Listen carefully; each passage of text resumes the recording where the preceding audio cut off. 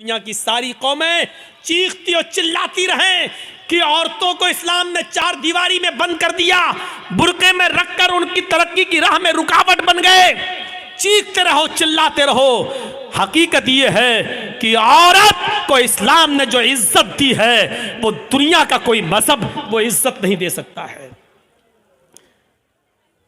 आप बाप हैं, कितना भी जहेज दे दो अपनी बेटी को, लेकिन आपके मरने के बाद आपकी वरासत में उसको हिस्सा मिलेगा, वो महरूम नहीं हो सकती है। ये याद रखो, बाप की वरासत में से भी हिस्सा मिलेगा। शादी के बाद अगर उसका शौहर मर गया तो शौहर की वरासत में से भी उसको हिस्सा मिलेगा। भाई मर गया तो भाई की वरासत जो छोड़ के गया उसमें बहन को हिस्सा मिलेगा। आप गौर कर रहे हैं? गौर कीजिए। और बेटा अगर मर गया तो बेटे की वरासत में से भी मां अगर जिंदा है तो मां को हिस्सा मिलेगा। गौर कीजिए कि एक औरत की हैसियत और इज्जत क्या है। जो लोग कहते हैं कि अल्लाह मौलाना मेरा बाप मर गए उनके लिए दुआ करना, चाहे कितने मुल्ला मौलवियों को अपने घरों में लेके चले जाओ और दुआएं करवा लो कि अल्लाह मेरे बाप को बख्श दे, अल्लाह इसके बाप की दुआ मगफिरत फरमा दे। अगर आपके बाप के मरने के बाद अगर बाप की विरासत में से बाप की बेटी यानी आपने अपनी बहन को हिस्सा नहीं दिया, बाप की मगफिरत नहीं होगी। याद रखिए, मुल्ला मौलवी दुआ कर करके मर क्यों ना जाएं, बाप की मगफिरत नहीं होगी, चाहे कितनी दुआ करा लो। बाप की विरासत में से बेटी को हक मिलना है, बाप की विरासत में से मिलना है। और चाहे कितना कोई दुआ करे, लेकिन भाई के मरने के बाद बहन दुआ करे कि वे अल्लाह मेरे भाई को बख्श दे, जब तक भाई के मरने के बाद भाई की विरासत में से बहन को हिस्सा नहीं मिलेगा, दुआ कबूल नहीं होगी और भाई की मगफिरत नहीं होगी। पढ़े बहुत आसान समझ लिया ना। जन्नत जब चाहे अल्लाह जन्नत दे, अल्लाह जन्नत तो मिल नहीं सकती, जन्नतुल फिरदौस दे। मांगते कितनी बड़ी जन्नत है, सबसे आला जन्नत। अभी तो यही पता नहीं कि हमें कोई छोटी से हल्का जमीन का जन्नत का एक मामूली सा टुकड़ा भी मिल जाए, हमारे लिए वही काफी है। वो तो छोड़, जन्नतुल फिरदौस। और हालात ये हैं कि बेटियों का हक मारे हुए हैं, बहनों का हक मारे हुए हैं, बहनों का हक मारे हुए हैं। हालत ये है हमारी। जहेज देकर आप जिम्मेदारी से सबको दोष नहीं हो जाएंगे, जिम्मेदारी से बच नहीं पाएंगे। आपको हिस्सा देना पड़ेगा, आपको हक देना पड़ेगा। यही ईमान की स्पिरिट थी, ईमान की ताकत थी। आइए एक और जबरदस्त एक नक्शा खींचकर आपको बताता हूं। देखिए ईमान क्या है। एक बार ये तय हो गया मूसा अलैहिस्सलाम में और फिरौन में, ये रोज रोज के झगड़े ठीक नहीं है। आओ एक मैदान में जमा हो जाते हैं, तुम अपना मामला दिखाओ, हम अपना मामला दिखाते हैं, या तो तुम झुक जाओ या हम झुक जाएं। आओ। एक मैदान तय हो गया। ए भैया बैठ जाओ, इनसे कहो कि पेशाब लग रहा तो यहीं कर लो। तो ऐसा लग रहा है जैसे किसी की चप्पल चुरा के भाग रहे हो।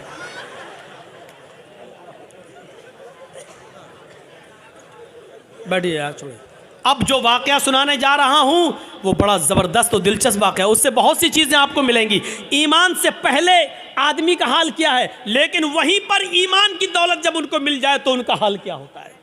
देखिए, फिरौन ने अपने जादूगरों से कहा कि चलो आज मूसा को और मूसा की कौम को पस्त करना है। ऐसा करतब दिखाना, ऐसा तिलस्म दिखाना, ऐसा जादू दिखाना कि मूसा और मूसा की कौम भाग जाए। शिकस्त होनी चाहिए। जादूगरों को भरोसा था बिल्कुल। चलो एक मैदान में जमा हो गए। मूसा अपने चंद साथियों को लेके आए, फिरौन अपना लाव लश्कर लेकर आया। फिरौन के साथ बड़े माहिर जादूगर थे। ये वाकया सुना होगा, लेकिन आज मुझसे सुनो। फिरौन के साथ बड़े माहिर जादूगर थे। तय होता कि चलो अपना अपना कर्तव्य दिखलाओ। फिरौन ने कहा "ए जादूगरों, अपने जादूगरों से चलो दिखाओ। जादूगर चूंकि ईमान वाले तो थे नहीं, इसलिए सौदेबाजी पर उतर आए और फिरौन से कहने लगे, फिरौन, मेरे मालिक, मेरे आका, मेरे रब, मेरे खुदा, ये बता दो, अगर हम फिर मूसा पर गालिब आ गए, अगर हम जीत गए, अगर हमने मूसा और उनकी कौम को हरा दिया तो हमारा इनाम क्या होगा? पहले हमारा इनाम तो बता दो, हम ऐसे ही क्यों करतब दिखाएं? हमारा इनाम क्या होगा? फिरौन ने कहा कि दिखाओ अपना करतब, दिखाओ अपना जादू। तो फिरौन के जादूगरों ने जादू दिखाने से पहले क्या कहा? कुरान उन जादूगरों के अल्फाज को रिकॉर्ड करता है। उन जादूगरों ने फिरौन से कहा, इन्ना लना लाजरन इन कुन्ना नहनुल गालिबीन। ठीक है, हम अभी जादू दिखाते हैं, लेकिन आए फिरौन, ये बताओ, अगर हमने मूसा और मूसा की कौम को हरा दिया और हमारा करतब देखकर, हमारा नाटक देखकर अगर ये सब हार जाओ, भाग जाएं, तो हमारा अज्र क्या होगा? इन्ना लना लाजरन, हमारी मजदूरी क्या होगी, हमारा इनाम क्या होगा? इन कुन्ना नहनुल गालिबीन, अगर हम इनके ऊपर गालिब आ गए तो, अगर हम इनके ऊपर गालिब आ गए तो क्या इनाम होगा? फिरौन ने मुस्कुराते हुए जवाब दिया, इन्नकुम लमिनल मुकर्रबीन, अगर मूसा और मूसा का लश्कर हार गया, शिकस्त फाश दे दी, डर गया और भाग गया, तो तुम, लमिनल मुकर्रबीन का तर्जमा में, तुम मेरी कैबिनेट में शामिल हो जाओगे, कैबिनेट मिनिस्टर बन जाओगे। सही तर्जमा ये, तुम मेरे बहुत करीब हो जाओगे। एक चीफ मिनिस्टर होता है, एक प्राइम मिनिस्टर होता है, तो प्राइम मिनिस्टर और चीफ मिनिस्टर का के करीबी लोग कौन होते हैं? जो उसकी कैबिनेट में शामिल होते हैं। जो भी चीफ मिनिस्टर को करना होता है वो अपनी कैबिनेट से मशवरा करता है, प्राइम मिनिस्टर को जो करना होता है वो अपने कैबिनेट से मशवरा करता है। तो हम जो भी कुछ करेंगे तुम्हारे मशवरे से करेंगे, यानी तुम हमारे मुकर्रब हो जाओगे, हम तुम्हें अपनी कैबिनेट में शामिल कर लेंगे। अल्फाज दीगर, हम तुम्हें अपना वजीर बना देंगे, तुम्हें हम अपना मिनिस्टर बना लेंगे, वजीर बना लेंगे, तुम्हारा ये इनाम होगा। अब इतना सा लालच अगर किसी को मिल जाए तो ये तो बहुत बड़ी बात हो गई ना, बहुत बड़ी बात हो गई। आज भी अगर बीजेपी की तरफ से किसी मुसलमान को ये ऑफर मिल जाए तो वो भी बीजेपी पे चला जाता है। और देख लीजिए कितने लोग जा चुके हैं कि कैबिनेट में शामिल कर लिया जाएगा, बस हमारे लिए इतना ही काफ़ी है। अब तो सब कुछ जायज़ हो गया, जो भी वो करेंगे वो सब ठीक है, वो सब ठीक है। अब तो झूठ को भी सच कहना पड़ेगा। जब उन जादूगरों ने सुना कि फिरौन कह रहा है कि इन्नकुम लमिनल मुकर्रबीन, तुम हमारे मुकर्रब हो जाओगे, हमारी कैबिनेट में शामिल हो जाओगे, हमारे मिनिस्टर बन जाओगे, इतना बड़ा इनाम का जब लालच उनको मिला तो वो फौरन तैयार हो गए। फिर उनके पास जो रस्सियां थी उन्होंने उन रस्सियों को फेंका, उन्होंने उन रस्सियों को डाला। उन्होंने जब उन रस्सियों को मूसा के सामने और मूसा की कौम के सामने फेंका तो वो रेंगते हुए सांप बन गए, रेंगते हुए सांप बन गए, सांप बनकर रेंगने लगे। हालांकि वो सांप नहीं थे, वो नजरबंदी थी, हमें दिखाई दे रहे हैं सांप की तरह रेंग रहे, लेकिन वो सांप नहीं थे। जैसे जादूगर जो हमारे मोहल्ले में आता है, मिट्टी उठाएगा, रखेगा, मुट्ठी बंद करेगा, छू मंतर जादू करके ऐसे घुमा के खोलेगा, रुपया बन जाएगा। हालांकि वो रुपया नहीं है, वो मिट्टी है, लेकिन हमें रुपया दिख रहा है। अगर जादूगर मिट्टी को रुपया बनाना जानता होता तो अपना जादू खत्म करने के बाद फिर कटोरा लेकर 1-1, 2-2 रुपए की भीख हमसे क्यों मांगता? वो कहता है कि ये कला है, ये मिट्टी को मैंने रुपया बनाया, ये सिर्फ हमारी हाथ की सफाई है, ये तुम्हें रुपया दिख रहा है लेकिन हकीकत में रुपया नहीं है। अगर रुपया होता तो फिर हम घर बैठ के ये तमाशा क्यों दिखाते तुम्हें, हम तो घर बैठ के मिट्टी का रुपया बनाते रहते। मूसा और मूसा की कौम को वो रेंगते हुए सांप दिखने लगे तो मूसा अलैहिस्सलाम डरने भी लगे, ऐसे हटने भी लगे।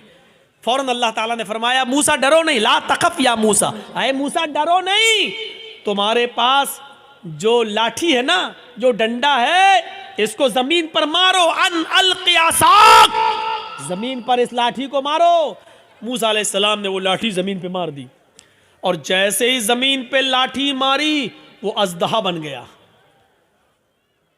अज़दहा बहुत बड़ा होता है, वो अज़दहा बन गया और उसने अपना मुंह फाड़ा और अंदर को सांस ली, बाहर को नहीं, अंदर को, अंदर को। जब उसने अंदर को सांस ली तो वो जितने भी सांप जो रस्सियां बनी हुई थी वो सब उसके मुंह में घुसते चले गए, करके सबको खा गया।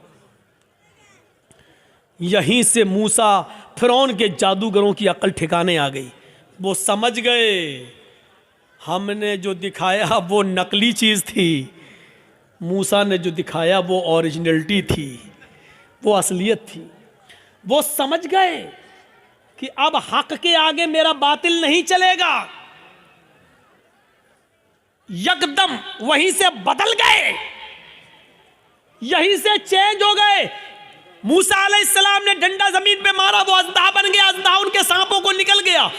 फिरौन के जादूगर समझ गए कि अब मेरी खैर नहीं, अगर मैंने कुछ और दिखाया तो हमारी आफत, हमारी बर्बादी, क्योंकि हमने जो दिखाया वो जादू था, मूसा ने जो दिखाया वो हकीकत है और जादू कभी हकीकत का मुकाबला नहीं कर सकता। फौरन वहीं के वहीं वो सारे जादूगर पलटे और चीख पड़े, आमन्ना बिर्रब्बे मूसा व हारून, हम मूसा और हारून के रब के ऊपर ईमान ले आए।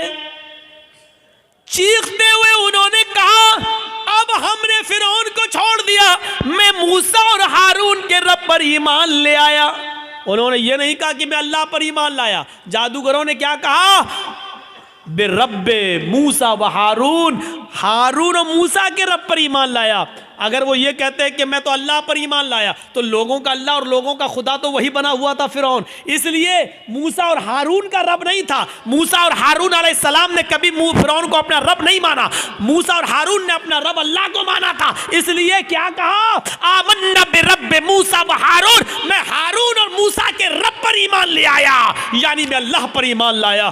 फिरौन तो शजदर रह गया, लाया था मूसा और उनको हराने के लिए और ये तो हम ही हार गए, ये सारे जादूगर पलट गए, ये सारे जादूगर उधर चले गए। अभी देखिए, जब तक जादू दिखा रहे थे तब तक वो काफिर थे, लेकिन जब मूसा ने अपना हुनर दिखलाया, मौजिज़ा दिखलाया, तो वो ईमान ले आए। अब ईमान लाने के बाद ताकत देखिए उनके अंदर वही मौजूद है, अभी हटे नहीं, अभी अपने घर नहीं गए। अब जब ईमान ले आए, जब कह दिया आमन्ना बिरब्बि मूसा व हारून, जब कह दिया कि हारून और मूसा के रब पर ईमान लाए, तब उनके ईमान लाने के बाद उनके अंदर ताकत क्या आई वो दिखाना चाहता हूं। एक मोमिन के अंदर ईमान जब आ जाए तो उसकी ताकत क्या होती है वो चीज समझ लीजिए। जब वो ईमान लाए तो फिरौन ने कहा, ये क्या किया तुमने? तो उन्होंने जवाब दिया कि अल्लाह की तरफ से हक आ जाने के बाद और अपनी आंखों से हक देखने के बाद भी मैं तुम्हारी गुलामी करूं और तुमको अपना रब मानूं, तो हमसे बड़ा बदनसीब कोई नहीं होगा, हमसे बड़ा फिर पागल कोई नहीं होगा। हमने आज अपनी आंखों से हक देख लिया और सच्चाई देख ली और मूसा की का मौजिज़ा देख लिया है। मूसा ने जो दिखाया वो अल्लाह की तरफ से है, इसलिए अब हक आ जाने के बाद हम तुम्हारी गुलामी नहीं कर सकते, हम तुम्हें तरजीह नहीं दे सकते। फिरौन ने कहा, तब जानते हो तुम्हारा अंजाम क्या होगा, जानते हो तुम्हारा अंजाम क्या होगा? उन्होंने कहा, ए फिरौन, फिर हमारे अंजाम को भी बता दो कि क्या अंजाम होगा हमारा। फिरौन ने कहा, ला उक़त्तिअन्ना अयदियकुम व अर्जुलकुम मिन खिलाफ थुम्मा ला उसल्लिबन्नकुम अजमईन। कुरान कह रहा है, आए मेरे जादूगरों, अगर तुमने मूसा और हारून के रब को छोड़कर मुझे रब न माना और तुम न पलटे, तो हम तुम्हें क्या अजाब देंगे, क्या सजा देंगे तुम जानते हो। लउक़त्तिअन्ना अयदियकुम व अर्जुलकुम मिन खिलाफ, हम तुम्हारे हाथ कटवा देंगे, हम तुम्हारे पैर कटवा देंगे मुखालिफ सिमतों से। यानी दाहिना हाथ काटेंगे तो बायां पैर, और बायां हाथ काटेंगे तो दायां पैर। अगर हमने दायां हाथ काटा तो बायां पैर कटवाएंगे, और किसी का अगर हमने बायां हाथ काटा तो उसका दायां पैर कटवा देंगे। लउक़त्तिअन्ना अयदियकुम व अर्जुलकुम, अरबी से वाकिफ होंगे तो आप समझ जाएंगे, लेकिन अरबी से वाकिफ नहीं है, अल्फाज की ज़्यादती, माना की ज़्यादती पर दलालत करती है। अरबी ज़बान में क़ता यक़ताओ के माना होते हैं काटना, ये इसको कहा जाएगा क़ता, काटना। लेकिन इधर से काटा, इधर से काटा, इधर से काटा, ये काटा, ये काटा, इसको कहा जाता है क़त्ता युक़त्तिउ तक़ती, टुकड़े टुकड़े करना। फ़िरौन ने ये नहीं कहा था कि हम तुम्हारे हाथ और पैर काट देंगे। फ़िरौन ने कहा लउक़त्तिअन्ना अयदियकुम व अर्जुलकुम, हम तुम्हारे हाथ के टुकड़े टुकड़े करवा देंगे, हम तुम्हारे पैर के टुकड़े टुकड़े करवा देंगे। हमारी ज़बान में कीमा कीमा कर देंगे, बोटी बोटी कर देंगे मुखालिफ सिमतों से।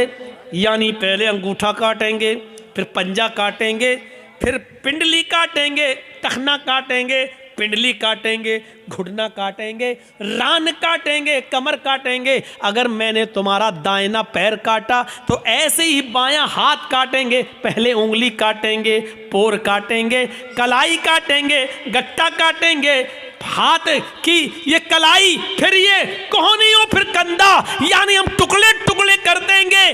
कितनी दर्दनाक सजा, जिंदा आदमी को एक एक हिस्सा काटा जाए। लउक़त्तिअन्ना अयदियकुम व अर्जुलकुम मिन खिलाफ, हम पहले ऐसा करेंगे और ऐसा करने के बाद भी अगर तुम न माने तुम लउसल्लिबन्नकुम अजमईन, तो फांसी का फंदा लगा के फिर हम तुम्हें सूली पे चढ़ा देंगे।